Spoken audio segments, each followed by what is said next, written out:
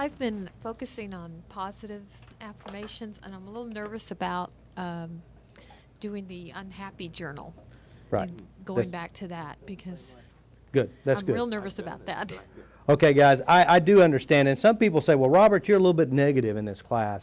I mean, going back to the past where the pain is scary. And that's what I want to help you understand.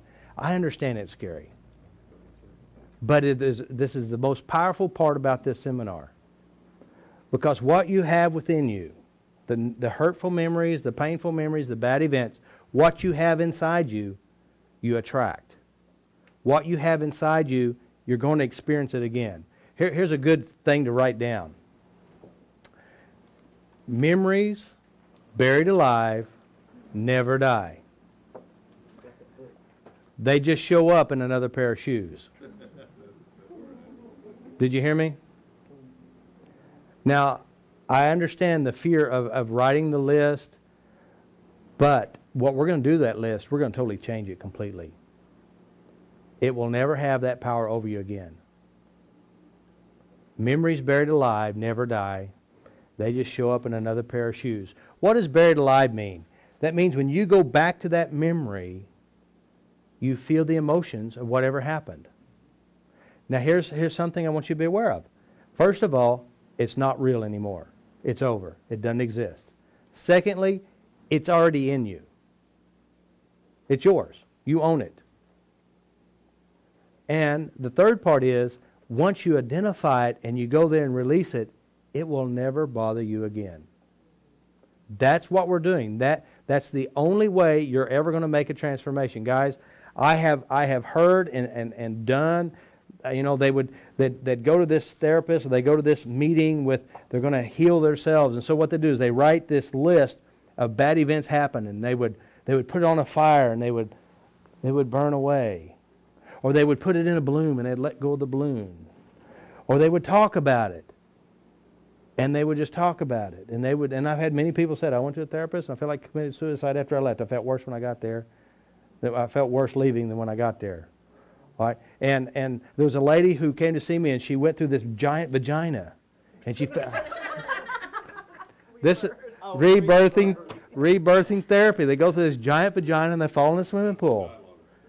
It's rebirthing therapy. Guys, what they would do is they would have, this is true. They would have you imagine, I went to this class and they were sitting in this, and we was all sitting around, and this guy was yelling at the chair where his father or mother was sitting at, and he would yell at this chair, and then he would get this pillow and beat the crap out of this chair. This chair abuse somehow. And and they would say, well, what does your father say? And everybody would look over to this empty chair. There's nobody there. Guys, the only way you're going to make a change is that you go inside where the pain is and release the memory completely. It doesn't matter if you burn it up. Doesn't matter if you smoke it up. Doesn't matter if you try to eat it up. You try to work it out. Doesn't matter if you beat chairs up. Doesn't matter if you burn stuff. Whatever it is, if you don't make the internal shift, it will still be there. The only way you're going to make the change is you go there, feel it for the last time, and release it. That's assuming that we have memory of the event. What about when we have trauma that's pretty deep-seated and we've really buried so much of it that we can't access it anymore? My parents were both way out there, and they've also both been deceased for over 30 years. And in that time, I really just, I don't know when I actually buried my childhood, but I really remember so very little of it. And so what do we do? That's an excellent question, because with myself, I only have a few memories. Most of my childhood is gone. I don't remember it. I really don't. But here's the amazing part about that with you and I, and some of you also. It always shows up in a different way. If you get upset about George Bush, now I want you to think about it. That's really you, not George. All right? If you're watching TV, or if In-Laws and Outlaws is a great place to find it. All you do is you look for whatever pushes your buttons. That's how you heal it. And I've worked with a lot of people who memories appeared. They just showed up. And you know what we did? We addressed it, and it has no power anymore. So if you get to that point, if you feel the fear, whatever that fear is, identify it. Just feel it and release the fear. That is truly the key. Guys, I mean, we know that the past is over. And see, like with inside myself, I had like a big black spot right there inside me. And it was a part of my past. I didn't know what it was, and I was afraid to even look at it. But it was just like a spot inside me. And you know what I did? I just identified it.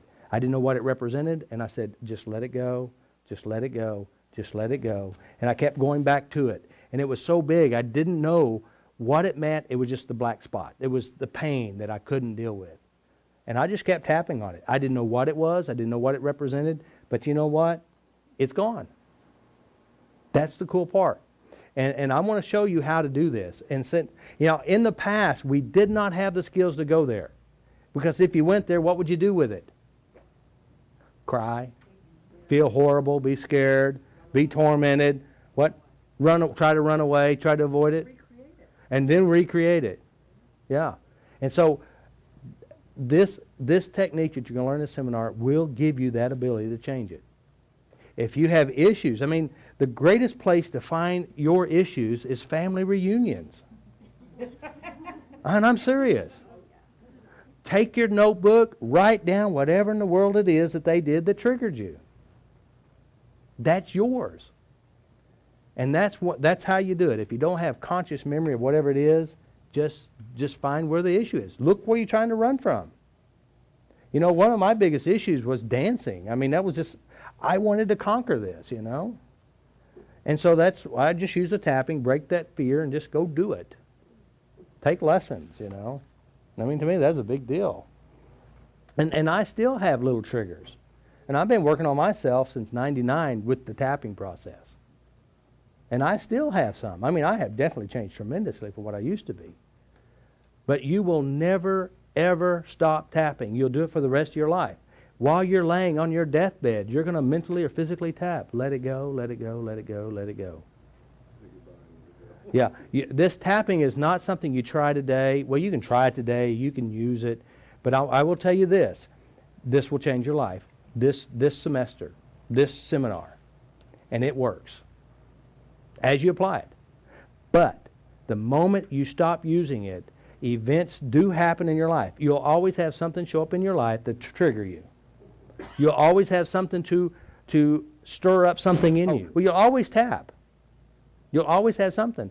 If you don't continue tapping for the rest of your life, what you will do is you'll go back to the old program of feeling miserable. You'll go back to that same program that you've became an expert at. You perfected. You can feel depressed, whatever, or feel whatever, because you've been practicing for all these years. No one gave you that skill to let it go. That's why it's so important. If you interact with children, guys, it's great to teach them this skill.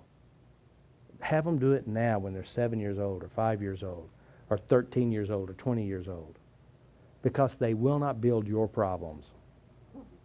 You know what I'm saying? Your parents didn't know how to let it go. They taught you how to cope with it, and you're just playing the role. And you've already passed. If you have children, you've already started passing it. You already have. They already have your program, because you can only give them what you have inside you. You can't give them anything different. So today's the day to make the decision to change what you have inside. That's the only thing you can do, is change you right now. And you will have that impact on children. What we're doing is we're going back to the past. Well, we did that with you, Carol. Do you remember that? Mm-hmm. We went back to the memory and that used to have this horrible feeling in it. We go back and we tap out the emotions. And then as you tap it out, the memory naturally starts to change. When we get it down to neutral, we'll grab a good feeling from another memory, send it into the other memory, the one that we just tapped down, and restructure it completely. Because what is real right now? Your past doesn't exist, and everything in your mind is created.